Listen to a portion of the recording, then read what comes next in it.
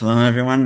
Today we'll finish the law of Hotza'ah, but there's many times that these things can be reviewed because, just for example, Rabbi Melamed in this edition did not talk about smartwatches, so I'm not sure what his opinion is, but there is some historical development in other areas of this halacha. So it's titled Watches, Keys, Identity Cards, and Medication.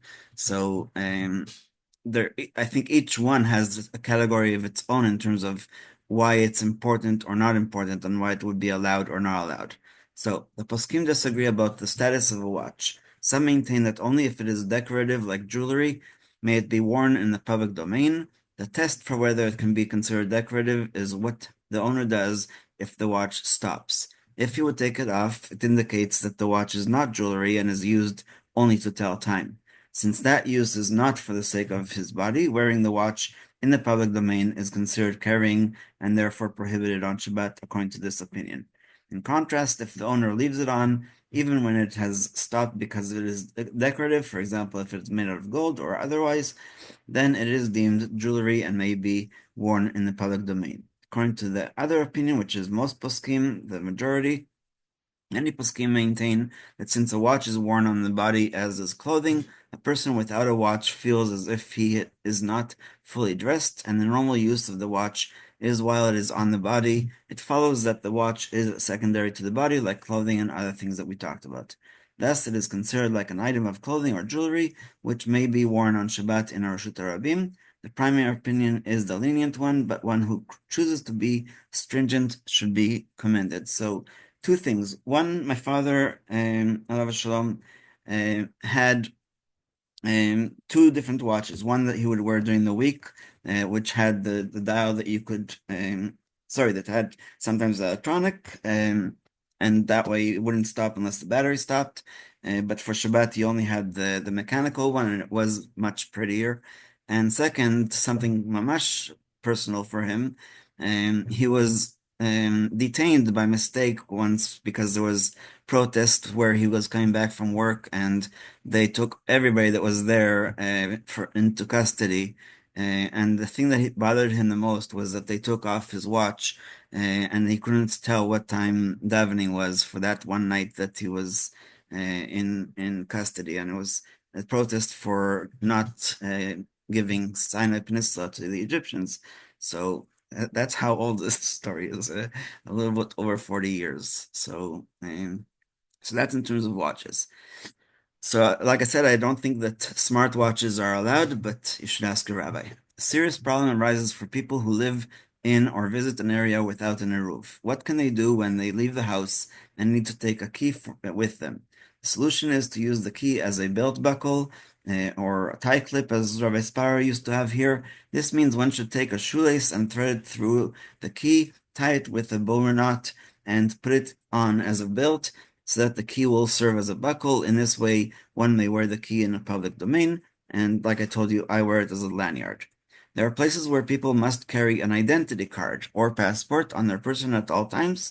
This is usually in places that are dangerous, war zones.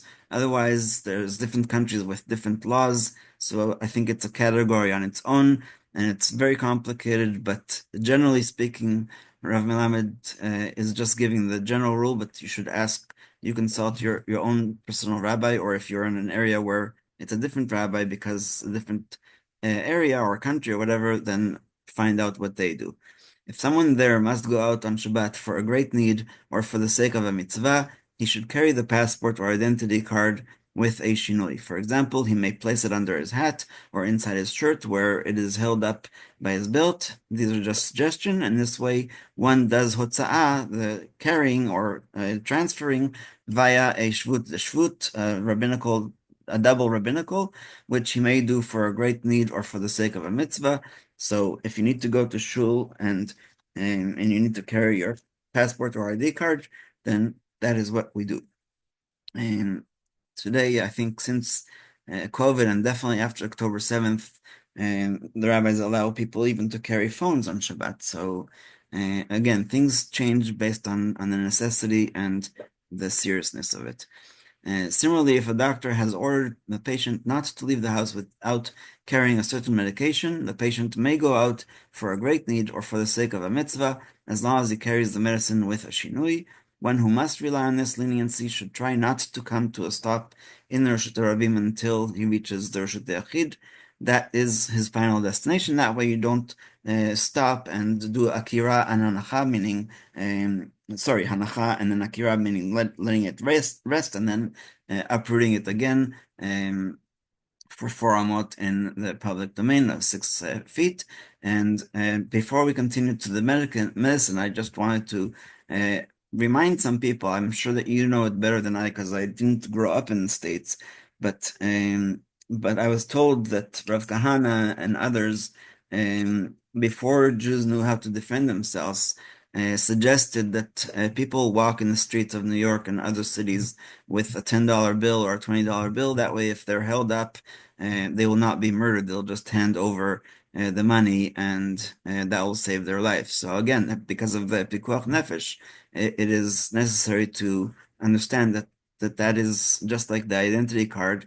If that is the law, or if that is a good suggestion for safety, then it is recommended by all the rabbis. I don't think there was anybody that said that it wasn't allowed. And so, last but not least, in a place without an eruv, if life and death security concerns demand that people carry a gun and a cell phone, like we just said, these items may be taken along on normal Shabbat activities. The phone should be carried with a shinui, but the gun should be carried normally, as carrying it with a shinui could be dangerous and not safe. One may not go out on Shabbat with a gun or a walkie-talkie just for an outing. This rule will be explained in detail later on in chapter 27, where we talk about the mitzvah of Yeshiva Haaretz and settling the land and keeping Shabbat. And we'll stop here and we'll open up for questions.